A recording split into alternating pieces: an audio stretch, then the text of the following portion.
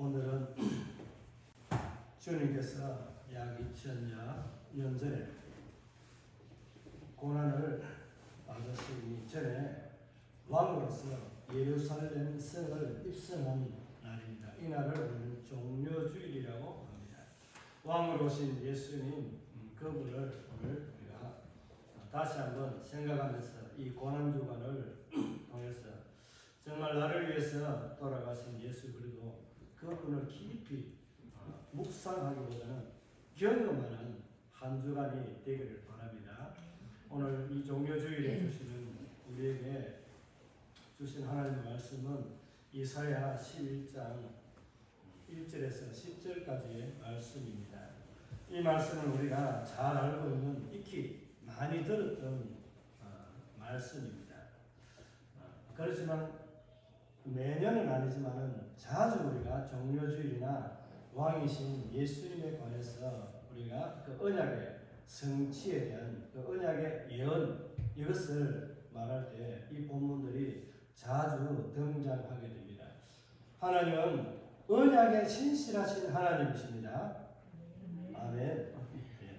언약에 신실하신 하나님은 반드시 자기가 약속한 것을 이루시고 행하시는 분임을 우리가 믿고 지금 이 자리에 또 하나님의 부르심에 응답한 것 아닙니까? 아닌가 보니까 좀 이럴 때는 크게 좀 타이밍을 놓쳐도 뒤에 해도 괜찮습니다. 아멘이라고 우리의 신앙 고백을 그렇게 하면 좋습니다. 그렇게 자꾸 하면 나의 신앙도 자꾸 이래 업이 됩니다. 나도 모르게 성령이 내게 더 힘을 주시고 기름 부으시는 역사가 일어나게 됩니다. 박자 늦었다, 타이밍이 안 맞다 이렇게 해서 넘어가지 마시고 속으로 하는 것보다는 이제 좀 더 강력하게 표현하는 것이 좀 더 은혜가 우리에게 넘칩니다. 옛날에 뭐 이런 일들이 있었다고 합니다. 왕이 이제 그 신하를 두고 있는데 여러 신하들이 있는데 우리 제담가라는 사람도 이제 만담가 이런 사람 알죠? 말 잘하는 사람, 이야기해주는 사람.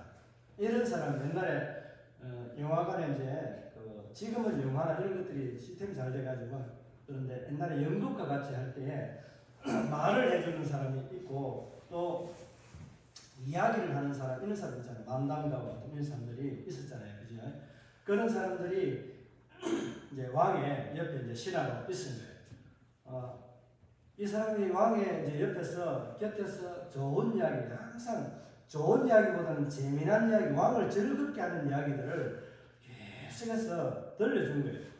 그러다가 어느 날 이 사람이 실수할 수 있잖아요. 이 제단가가 실수를 하는 거예요. 그냥 단순한 실수가 아니라 왕 앞에서 생명이 이제 내어놓아야 돼. 그런 실수를 한 거예요.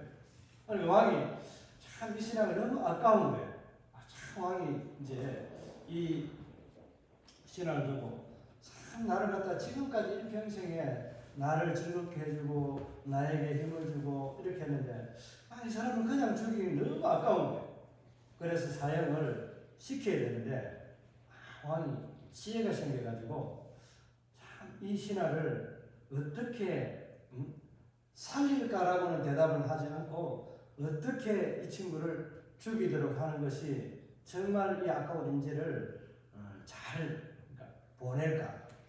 사형은 이미 언도를 받았으면 집행돼야 되잖아요, 그죠? 그런데 우리 박장군 이름이 갑자기 생각나는데 청성 가모소하고 이렇게 있었던 유명한 장로님 아시죠, 그죠? 그분이 사형수들을 많이 봤잖아요. 사형을 시켰는데 이 사람이 이제 염을 하려고 하는데 다시 살아나 버린 거예요. 살아나 버렸는데 그러면 이 사람을 그대로 살린 상태로 한번 죽었으니까 놔두겠습니까? 어떻게 했습니까? 우리 생각으로는 살려주는 게 좀 마음에 좀 그런 게 있잖아요. 동정심이라고 이런 게 있는데 완전히 죽을 때까지 다시 재사형 집행을 한다고 합니다. 그래서 사형은 그만큼 한번 응도가 되면은 이걸 안 할 수가 없는 거예요. 그래서 이 왕이 이 신하에게 한 가지 제안을 한 거예요. 이 신하에게 이렇게 말했어요. 내가 내 인생에 정말 나를 즐겁게 하고 평안하고 나를 위해서 많은 것을 기쁨을 주고 했기 때문에 내가 너에게 마지막 죽는 데 있어서 사역을 어떻게 받을 것인가 하는 것에 대해서 내가 선택하라는 거예요. 자, 왕이 자기가 그냥 사역을 단칼에 그냥 죽이든지 뭐 단두대에 올리든지 어떻게 하든지 간에 사역장에서 그냥 사역시켜도 되는데, 그렇게 이제 그 신하에게 이 신하가 어떤 지혜를 가지고 대답할지는 모르지만 그런 이야기들을 많이 해주고 재밌게 했던 이 신하이기 때문에 이 신하에게도 뭔가가 머리가 이상하다고 할까요? 지혜가 있을 것이라는 왕이 아마 생각했을 것 같아요. 그래서 네가 죽는 방법은 네가 선택해라는 거예요. 참 대단하지 않습니까? 여러분에게 만약에 똑같이 여러분이 내가 지금 사역을 받아야 되는데 내가 죽을 방법을 어떻게 죽였으면 좋겠습니까? 매를 맞아 죽을까요? 물에 빠져 죽을까요? 아니면 산에 뛰어내릴까요? 어떻게 할까요? 뭐 이런 선택을 하라고 하는데 죽는 방법을 선택하라고 했습니다. 여러분은 어떤 선택을 하겠습니까? 별 생각이 없죠. 어차피 죽어야 되는 거 그냥 아무 때나 빨리 끝났으면 좋겠다. 어차피 죽을 거. 어차피 죽을 거. 아닙니까? 맞죠? 그죠? 그 생각밖에 안 들잖아요. 참 하나님이 그래서 유대인들이 참 지혜가 많다는 것도 우리가 알 수 있지만 유대인들뿐만 아니라 지혜로운 사람은 죽는 방법에 대해서 왕이 네가 선택하라고 했잖아요. 그죠? 그런데 이 신하가 기발한 아이디어를 말한 거예요. 어떻게 말했을 것 같습니까? 왕이시여, 저에게도 선택권이 분명하게 있죠. 제가 원하는 대로 죽여주는 거죠. 그래, 내가 너에게 특혜를 준 것이다. 딱 이렇게 얘기하는 거예요. 그래서 이 신하가 딱 대답하는 것이, 왕이시여, 저는 늙어서 수완이 차서 편안하게 죽고 싶습니다. 이야기하는 거예요. 얼마나 기가 찹니까? 지혜로. 여러분, 그런 지혜가 여러분에게서 꼴떡이 나오겠습니까? 저번에도 안 나옵니다. 어차피 죽을 거. 이런 말밖에 안 나올 상황이지만은 그 신하는 자기가 편안하게 연수가 다 되어서 늙어서 그냥 죽겠다 하는 거예요. 사형을 어떻게 시킨 거예요, 그러면? 자기가 원하는 대로 왕이 그냥 죽이지 않고 그대로 그 수완이 다 차도록 그렇게 죽는 방법을 택한 대로 죽게 놓아둔 거잖아요. 그러면 살려준 것이잖아요. 그죠? 오늘 이 왕이 귀환한다 이런 의미에서 왕이 지혜롭게 신하에게 베풀었던 것처럼 그 신하도 역시 왕에게 어떤 지혜로움을 보여줘야 할 것인가 하는 것을 생각하면서 오늘 여러분에게 이 왕과 신하의 지혜로운 말을 하나 들려드렸습니다. 여러분들이 좋아하시면 자주 제가 이런 이야기를 들려드리겠습니다. 근데 설교보다 이런 것에 감동받으면 안 됩니다. 우리는 하나님의 말씀을 해봤죠. 네, 아멘. 그런 줄 알고 가끔가다 제가 양념처럼 이야기를 드리겠습니다. 오늘 말씀에 보면은 한 가지, 한 줄기에서 이런 말씀이 나옵니다. 하나님께서 이 이스라엘 백성들을 택하시고 이스라엘 백성들에게 특별한 은혜를 주었습니다. 그죠? 그렇게 했는데도 불구하고 오늘 이 이사야에게 네 왕들이 있는데 이때에 이 이사야 왕이 이사야에게 선지자에게 하나님께서 경고하는 메시지. 그러니까 경고한다 하는 것은 잘하고 있을 때 합니까? 잘 못하고 있을 때 합니까? 대부분 잘 못하고 있을 때 하잖아요. 그죠? 하나님을 떠난 이스라엘 백성들에게 돌아올 것을 촉구하고 너희가 돌아오지 아니할 때는 이렇게 된다 저렇게 된다. 내가 돌아오면 너희를 아프게 했던 것도 깨끗하게 아무것도 없던 것처럼 원살보다도 더 깨끗할 정도로 치유해 줄 것이고 회복시켜 줄 것이다 하는 메시지를 담고 있는 거예요. 이사야서를 보면은 처음 1장에 보면은 1절 이하에서 왕이 쫙 등장합니다. 우시야부터 시작해서 히스기야 왕 때까지에 있었는데 그때에 이 이사야가 하나님의 말씀을 받아서 전한다라고 이야기합니다. 그런데 이 이사야서를 볼 때는 우리가 법원에서 재판하는 과정을 아시죠, 그죠? 법원에 가신 분도 있겠지만은 저도 뭐 한 번 나가면 우리 성로 이래 재판하는데 우리 앞에 이제 그 청주에서 교수님하고 같이 가자고 해서 가봤는데 뭐 하루에 이제 이만큼 들고 와가지고 재판하는데 뭐 간단하게 하더라도 한 5분 10분 만에 그냥 한것이 해결하고 지나가더라고요. 그렇게 하는데 많은 사람들이 그런 재판을 하는데 참 검사도 힘들겠다. 이것을 공정하게 판단하려고 하면 하루의 사건을 보는 것이 이 페이퍼가 이 정도 되는 분량을 들고 오더라고요. 오전에 그때만 들고 오는데 오후에도 얼마만큼 하는지는 모르겠습니다만 그렇게 한 사람이 판단하는 분량이 큽니다. 그런데 우리 하나님께서 이렇게 이사야를 통해서 말씀하실 때는 법원에서 판결하는 것처럼 정의를 배석해 두고 있습니다. 우리 이사야 1장 한번 볼까요? 한번 이제 이제 그것만 한번 보겠습니다. 이사야 1장을 보면 1장 2절에 있는 말씀을 딱 보면은 이렇게 기록하고 있거든요. 하늘이여 들으라, 땅이여 귀를 기울이라. 여호와께서 말씀하신기를 내가 자식을 양육하는 꾼을 그들이 나를 거역하였다.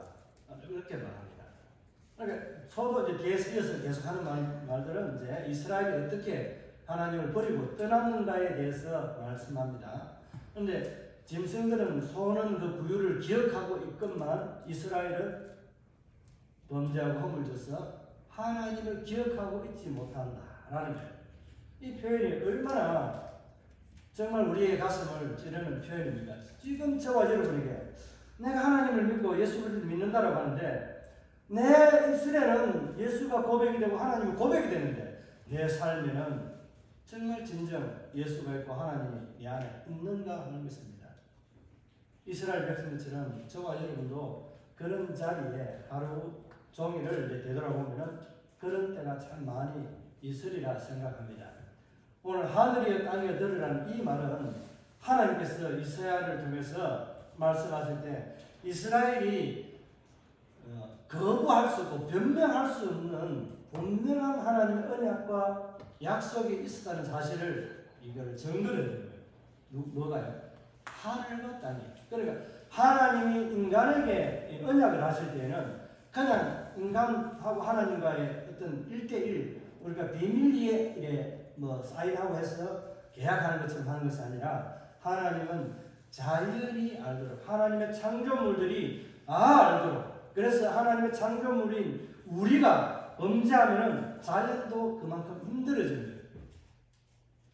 여러분 제가 한번 와서 이야기하는지 모르겠는데 지금까지 최근에 몇 년 동안에 자연을 이제 관찰은 아닌데 보았습니다. 작년에는요 여지껏 자연에 생기가 돌지 않았는데 작년에는 가물고 이런 것도 있었지만은 자연의 그 잎이나 이런 것들이 청아하고 굉장히 푸르른 생기가 넘치는 그런 모습들을 보았습니다. 여러분 눈에도 그렇게 비춰졌는지는 모르겠습니다. 올해는 여러분들이 어떻게 느껴지나요? 아직까지는 잎이 다 돋지 않았기 때문에 좀 느끼지 못할 수 있습니다. 그게 이제 한 7월, 8월경 가면은 이제 잎이 다 나고 조금 무성해지면은 볼 수 있습니다. 지금도 약간 생기 있는 비가 오고 나서 모든 식물들이 새롭게 빠른 속도로 이래 우민하고 싹이 트고 이렇게 잎이 맺히는 것처럼 좀 나무가 다른 때와 다르게 좀 생기가 있는 그런 모습으로 저의 눈에는 보여집니다. 이것은 어느 정도의 회복이라는 것이 우리에게 주어진다는 하나님의 은혜가 담겨 있다고 보시면 됩니다. 이게 우리가 자연을 통해서 하나님을 보고 이런 것들이 자연 계시거든요. 하나님 그 속에도 하나님을 발견하고 알 수 있도록 해주신 거예요. 자, 오늘 그 설명은 이제 이 정도로 하고 하나님께서 우리에게 약속하실 때는 이스라엘 백성들에게 약속한 것을 하늘과 땅이여 나와서 내가 이야기하는 것을 너희들이 들어와라. 너희가 정인이 아니냐. 들으라. 말하지 못하면 하나님은 자연을 창조했기 때문에 자연이 말하는 것을 들을 수 있을까요? 없을까요?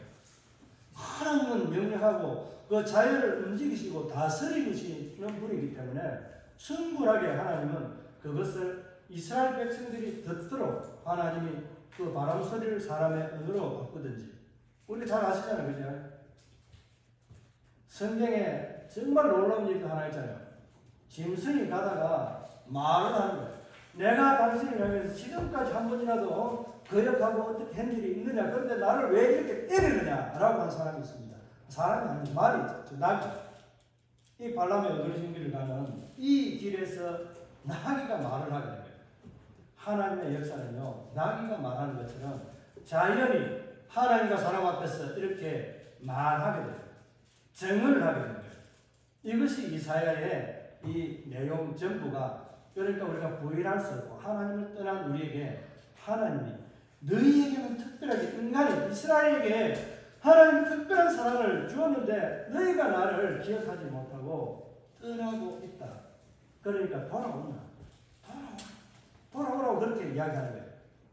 지금 저와 여러분에게 예수 그리스도를 통해서 저 멀리 떠난 우리 교회를 다니다가 떠났던 사람들 또 예수를 믿지 않은 저들을 하나님은 돌아오기를 원하는 거예요. 그들은 하나님이 멀리 떠나 있기 때문에 예수를 모르기 때문에 떠나 있는 거예요. 하나님 돌아서서 하나님을 떠난 거예요. 그래서 그들이 돌아오도록 우리는 기도하고 전도해야 될 의무가 여기에 있는 거예요. 하나님이 찾으실 때에 우리는 뭐라고 말할 것인가? 좀 그때는 우리가 부끄러움이 없어야 하지 않겠습니까? 어디에서 많이 부른 찬송가 같아요. 복음송 같지 않습니까? 저와 여러분이 주님이 저와 여러분을 부르고 찾았을 때에 마지막 천국에서 우리에게 물을 때 부끄러움이 없는 그런 하나님의 사람이 되기를 바랍니다. 오늘 그래서 하나님께서 이스라엘 백성들에게 하나님을 떠나고 하나님 멀리했던 그들에게 돌아오라고 말하는데 허물진 그 백성들에게 하나님은 어떻게 하신다라고 말씀합니까? 1절에서부터 오늘 5절까지 말씀을 보게 되면 하나님은 정말 인자하시고 자비로운 분이라는 것을 알 수 있습니다. 하나님은 눈에 보이는 대로 심판하지 않고 들리는 대로 보응하지 않습니다. 그런 하나님이십니다. 그런 하나님을 우리가 오늘 잠깐 제가 말씀드렸던 왕의 신하가 왕을 즐겁게 했던 그 삶을 통해서 은혜를 입은 것처럼 저와 여러분의 짧은 그 순간 예수를 사랑합니다. 하나님을 사랑합니다. 내가 믿습니다. 나의 구주입니다. 라고 고백하는 그 짧은 말 한마디 때문에 하나님의 가슴에는 저와 여러분을 담고 있는 거예요. 저와 여러분을 콘크리트로 단단하게 만들어 놓은 것처럼 하나님의 가슴에 저와 여러분의 이름을 담아놓고 있다는 거예요. 그런 하나님을 우리는 사랑한다라고 믿는다라고 고백합니다. 그 하나님의 사랑이 우리에게 오늘 이렇게 나타날 것이라고 말씀하고 있습니다. 우리 1절 한번 읽어볼까요? 1절 나같이 한 목소리로 읽습니다. 이 새의 줄기에서 한 싹이 나며 그 뿌리에서 한 가지가 나서 결실할 것이요. 아멘. 하나님은 메시아를 보내주는데 이새의 뿌리라는 것은 아시죠? 이새의 아들이 누가 있습니까? 다윗입니다.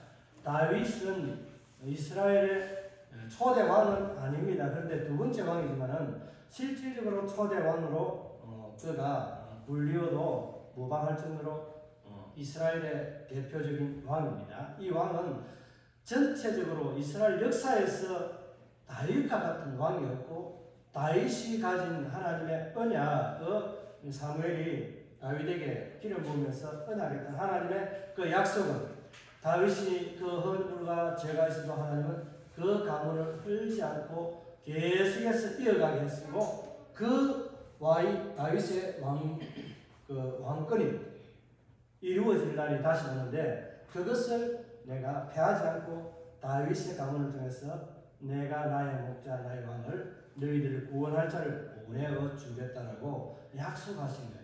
이것을 오늘 1절에서 이새의 뿌리에서 한 싹이 나고 우리에게 싹이 쳐서 한 가지가 나가지고 뭐 한다고요? 결실을. 그분이 결실하게 하는 거예요. 그러니까 이세의 줄기에서 오시는 다윗의 왕권을 가지고 오시는 그분이 누구라고요? 예수님이에요. 직접적으로 예수님이라고 언급하고 있지 않지만 예수님이 다윗을 통해서 약속하신 분명한 왕으로, 진짜 이스라엘의 왕, 온 우주의 왕으로 오신다는 것을 말씀하시는 거예요. 그분이 이루어 놓을 사역은 결실한다는 거예요. 결실이라는 것은 잘 아시죠? 그죠? 잎이 그냥 무성하게 열리는 것이 아니라 열매가 열린다는 거예요. 그렇죠? 오늘 열매가 맺힌다. 예수님을 통해서 열매가 맺히는 거예요. 그러니까 이 땅에서 하나님의 나라가 이제 완전히 이제 생성이 되고 완성이 되지만은 완벽한 하나님의 나라는 아닌데 왕으로 이제는 인간이 아닌 누가 왕으로 온다고요? 예수님이 오신다. 그 예수님이 이루어 놓을 열매 맺을 그 가지가 무엇이냐 하는 것입니다. 무엇인 것입니까? 예수님이 그 열매 맺게 할 가지가 나서 열매를 결실하게 된다라고 말씀하고 있지 않습니까? 바로 그 가지가 교회입니다. 예수님은 교회를 통해서 하나님의 나라가 확장되고 열매를 맺도록 하시겠다는 거예요. 그러니까 저와 여러분에게 하나님은 그 영광의 은혜를 누릴 수 있도록 하나님이 우리에게 대타로, 예수님 대타로 이 세상에서 일하도록 우리에게 이 자리에 허락해 주셨다는 겁니다. 그러니까 저와 여러분은 어떻게 해야 됩니까? 결실을 하는 자가 되어야 됩니다. 열매 맺는 자가 되어야 됩니다. 그래서 우리 예술은 항상 주님을 찬송하고 주님을 닮은 듯 하지만은 항상 주님 앞에 달라고 하는 것이 아니라 줄 수 있는, 주님처럼 줄 수 있는 그런 사람이 되어야 하지 않겠습니까? 그런 성도가 되어야 하지 않겠습니까? 아멘. 예, 아멘. 그렇게 안 한다고 할까 싶어서 제가 마음이 조리조리했습니다. 정말 이럴 때마다 목사들이 성도들이 이런 걸 해야 되는데 안 하고 이러면은 복을 받아야 되는데 안 받겠다고 거절하면은 목사의 마음이요 참 허전합니다. 다 남자는 잘 모르겠지만 여자가 아이를 가지고 아이를 놓고 나면 이게 허전함이 있듯이 또 그 아이를 보면 즐거움을 찾잖아요. 그처럼 목사도 한 성도가 실족하거나 떠나가면은 그와 같이 뭔가가 내 몸에서 빠져나간 것처럼 굉장히 힘들고 어렵습니다. 그러니까 표현을 제가 약하게 표현해서 그렇지 굉장히 마음이 심히 상합니다. 여러분 그런 일들을 안 하도록 하나님이 기뻐하는 그런 성도가 되기를 바랍니다. 그런데 하나님께서 이제 예수 그리스도를 통해서 예수님은 어떤 능력을 가지고 오셨는가 두 가지를 비유하면서 2절에서 이제 3절까지 계속해서 말씀을 하시는 거 보면은 이렇게 말씀하고 있거든요. 그 위에 여호와의 명, 곧 지혜와 총명, 또 모략과 재능, 또 지식과 여호와를 경외하는 이렇게 쌍으로 묶어서 이렇게 표현하고 있거든요. 하나님께서는 예수 그리스도에게 무엇을 주었다고 말할 수 있습니까? 하나님께서 이 땅에 이미 창조를 하실 때부터 예수님이 창조를 하셨는데 하나님께서는 예수 그리스도에게 새롭게 인간에게 주었던 왕권, 하나님이 이 가나안 땅에서 그들에게 왕이 되어서 이스라엘 백성들에게 먹이고 입혀주고 보호하려고 했는데 하나님을 떠나버리니까 사사시대와 같이 전부 이래 하나님께 제약을 행하고 또 고통을 당하고 압제를 당하고 그들이 불확실을 당하다가 하나님 앞에 이 고통 가운데 부러지자니 하나님이 다시 사사를 세워서 사사가 재판관이지만 왕과 같은 존재 그런 이제 선자를 통해서 사사를 통해서 하나님은 이스라엘을 회복시킵니다. 이 원리가 사사기 시대에 계속해서 이루어집니다. 그리고 왕정 시대에도 그와 같은 모습들이 계속해서 끊임없이 이루어지거든요. 그런데 그렇게 하다가 이제 점점 텀이 길어집니다. 옛날에는 30년, 40년, 7년 동안 이렇게 5년 동안 앞잡았다가 돌아왔지만 이제는 엄청난 이제 몇백 년이 흘러가는 이런 세대가 되어버려요. 점점 하나님과 멀어지는 세대가 되어버리는데 하나님 마음은 오죽하겠습니까?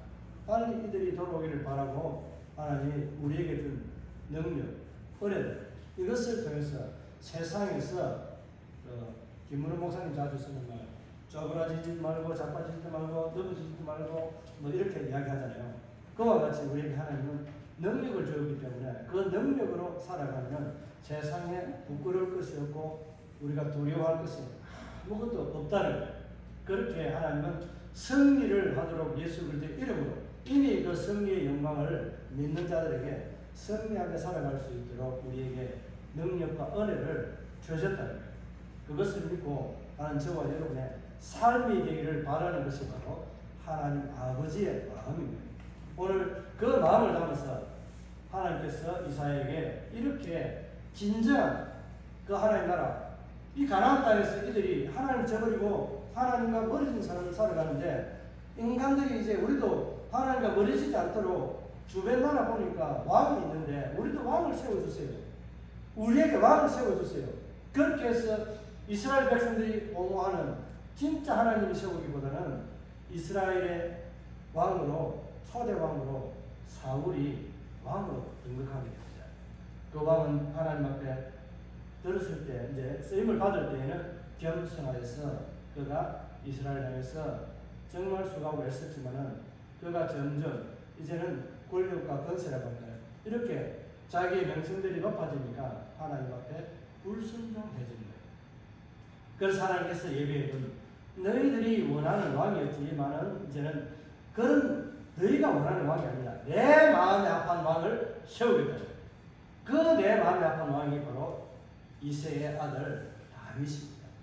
다윗이 하나님 나라의 대리 통치자로 살아가는 모습을 이스라엘 백성들이 다음에 설명도 드리겠지만 이스라엘의 그 예루살렘 하나님 앞에서 예배드리고 제사하는 그곳에 다윗은 하나님의 성전에 있는 그 밑에다가 자기의 다윗의 장막을 짓습니다. 왕궁을 짓는 거예요. 그러니까 왕 위에 누가 있다는 거예요? 진정한 왕은 누구예요? 하나님이시잖아요. 다윗의 중심은 철저한 하나님의 그 왕권에 대해서 인정하고 살아갔던 그런 왕이었다는 것을 알 수 있습니다. 그래서 하나님 마음에 합한 자였다라고 그렇게 말할 수도 있습니다. 우리에게 진정한 왕을 우리가 모신다면 다윗과 같은 그런 마음으로 우리가 하나님을 내 머리 위에 내 생각 위에 올려놓고 우리는 예수님을 나의 왕으로 모셔야 하지 않습니까? 그렇게 모시길 바랍니다. 내 삶의 진정한 왕은 주인은 나를 이끄는 분은 예수 그리스도 그분이라는 거예요. 제가 일전에도 한번 말씀을 드렸는데 천주교에는 하나님의 은혜가 있다라고 이야기하지만 그들에게는 구원이 없다라고 말할 수 있는 것이 자기들이 모여서 의논하는 그 공의에서 이야기하는 그 결정한 사항이 성경의 권위보다 더 위에 가니까 하나님보다도 더 위에 있는 거예요. 다윗의 마음에 그 중심에 보는 것다면 어떻습니까? 다윗이 하나님 제단보다 성전보다 더 위에 있는 그런 형국으로 다윗의 마음은 하나님 앞에 하나님 자기의 뭐 수하처럼 부리는 그런 왕으로 여기지 않겠습니까?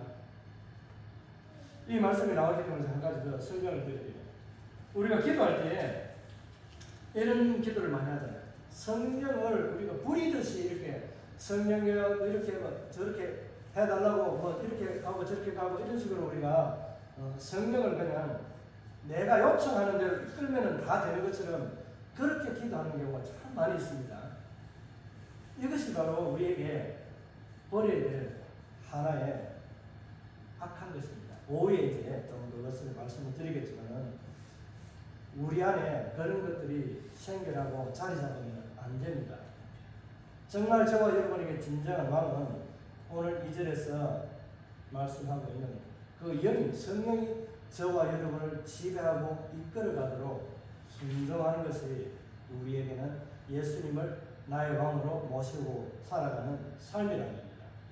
오늘 말씀을 정리하면서 이제 3절, 4절, 5절에 있는 이 말씀을 간략하게 설명을 드리고 말씀을 맺겠습니다. 여호와를 경외함으로 즐거움을 삼을 것이다 라고 그렇게 말씀합니다. 우리에게 즐거움은 어디에서 온다고요? 여호와로부터 오는 거예요.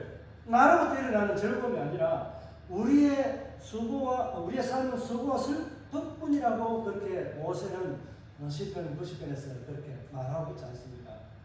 그래서 우리가 인생이 잘 살면 70이고 80이라고 이야기하지 않습니까? 보편적으로 7, 80을 살게 되는데 조금 더 덤으로 살게 되면 건강하면 80이고 지금은 이제 120세까지도 간다는 이야기를 하지만은 우리에게 살아가는 날들은 수고와 슬픔뿐이라는 거예요. 그렇지만 수고와 슬픔을 우리에게 이 보림절과 같이 변화시켜주는 것은 하나님을 경외하는 것밖에 없다는 거예요.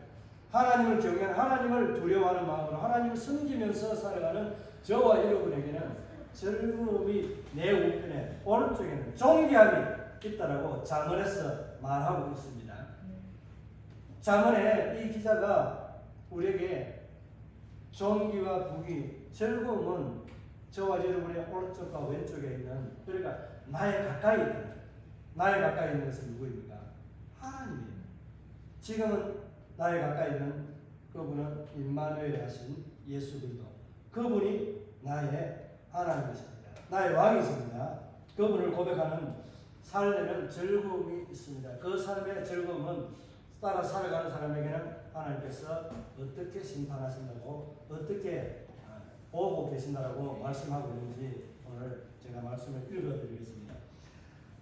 예수님은, 하나님은 눈에 보이는 대로 심판하지 아니하고, 또 예수님은 자기가 들은 대로, 그 귀에 들리는 대로 판단하지 않는다는 거예요. 그러니까 눈에 보고 듣는 것으로 그냥 판단하는 것을, 판단하고 재판하는 것이 아니라 어떻게 한다고요? 정말 그 사람의 행위 하나하나, 언행 하나하나까지 공의와 진실한 것을 정직으로 심판하고 판단하신다는 거예요. 그러니까 누구에게나, 부자나 또 가난한 자나 또 지식이 있는 자나 지식이 없는 자나, 예수를 빨리 믿은 자나 늦게 믿은 자나, 하나님은 공의롭게 정확하게 판단하신다는 거예요. 많이 했다고 많은 상급을 주는 것이 아니라, 많이 오랫동안 믿었다고 해서 상급이 많은 것이 아니라, 정말 하나님 앞에서 얼마만큼 하나님의 공의를 나타내었는가, 또 하나님 앞에서 얼마나 성도답게 정의롭게 의롭게 살았느냐 하는 것에 하나님은 판단하신다는 거예요. 눈에 보이는 것으로, 귀에 들리는 대로 판단하는 것이 아니라 우리의 행위대로 판단하신다는 거예요. 우리의 행위는 어떻게 되겠습니까? 믿음으로 고백하는 그 삶이 언행일치라고 이야기하잖아요. 그죠? 언행일치라고 이야기하는 신행일치. 우리의 믿음과 행위가 일치된 그것을 보고 하나님은, 우리는 하나님을 통해서 기뻐함, 즐거움을 얻게 되지만 하나님은 우리의 신행일치, 언행일치를 통해서 하나님은 기쁨을 받으신다는 거예요. 영광을 받으신다는 거예요. 하나님은 저와 여러분의 그 작은 것 하나, 그것을 통해서 하나님은 영광을 받으신다고 하는데, 그 영광을 받으시는 진정한 우리 주 예수 그리스도 나의 왕을 위해서 우리는 많은 것을 오랫동안 하는 것이 아니라 짧게라도 굵게, 가늘고 길게 사는 것보다는 굵고 짧게 사는 것이 좋다라고 이야기하잖아요. 그죠? 그런데 두 개 다 좋은 것 같아요. 저는. 제가 욕심이 많은 건 모르겠는데, 우리는 굵고 짧게도 살아야 되고 가늘고 길게도 해야 하나님 앞에 많은 일들을 할 수 있다는 거예요. 오늘 말씀을 정리하면 그렇습니다. 우리가 하나님 앞에서 살아갈 때에 우리의 삶은 누구를 의지하고 누구를 믿고 살아가느냐 하는 것입니다. 그러니까 다르게 말하면 우리는 무엇을 믿고 어떻게 살아가느냐 하는 것을 말씀해 주고 있습니다. 오늘 저와 여러분은 무엇이라고 표현하면 그렇지만 무엇을 믿고 어떻게 살아갑니까? 하나님을 믿습니다. 그 하나님은 우리를 사랑하십니다. 그 사랑의 증거로 예수 그리스도, 나의 왕으로, 나의 주인으로 보내주신 예수 그리스도, 하나님의 약속이 오늘 기록되어 있는 이 메시지를 통해서 우리는 예수님을 분명하게 나의 구주라는 것을 확신하고 살아갑니다. 이것을 분명하게 우리는 믿습니다. 그죠? 이것을 믿는 저와 여러분은 어떻게 살아가야 되나요? 하나님 앞에서 말씀에 순종하는 삶. 말씀대로 하나님을 사랑한다고 하면 하나님을 사랑하는 행위, 표현, 이것이 우리에게 반드시 따라야 되고, 하나님을 사랑하는 자는 반드시 누구를 사랑해야 됩니까? 내 이웃을 내 몸과 같이 하나님을 사랑하듯이 그렇게 사랑하면서 살아가야 한다는 것입니다. 이것이 바로 우리의 왕이신 예수 그리스도, 그분이 이와 같은 모습으로 자신만을 위해 살아가 되지만 죄인인 우리를 위해서 그 모진 고통과 고난, 멸시와 천대를 받으시면서까지 그 너머에 있는 십자가 너머에 있는 그 부끄러움을 지금 개의치 않고 십자가에 넘어 있는 그 영광에 하나님의 보좌에 앉은 그 존귀한 이름의 영광을 위해서 잠시 있다가 고통과 그 아픔, 조롱을 이기시고 참으시고 그 영광 위에 살아갔던 것처럼 저와 여러분도 나의 왕이신 예수 그리스도 그분을 내 마음에 진정한 마음으로 모시고 살아가는 우리의 삶에는 짧은 이 시간에 우리에게 주어지는 고통과 고난을 염려하거나 불안해하면서 그 너머에 있는 큰 영광을 잊어버린다고 할까요? 얻지 못하는 불행한 자가 아니라 오늘도 저와 여러분이 예수님처럼 그런 영광의 자리에 서도록 진정한 나의 왕을 예수님을 본받아 살아가는 저와 여러분의 삶이 되기를 바랍니다. 승리하는 삶이 되기를 바랍니다.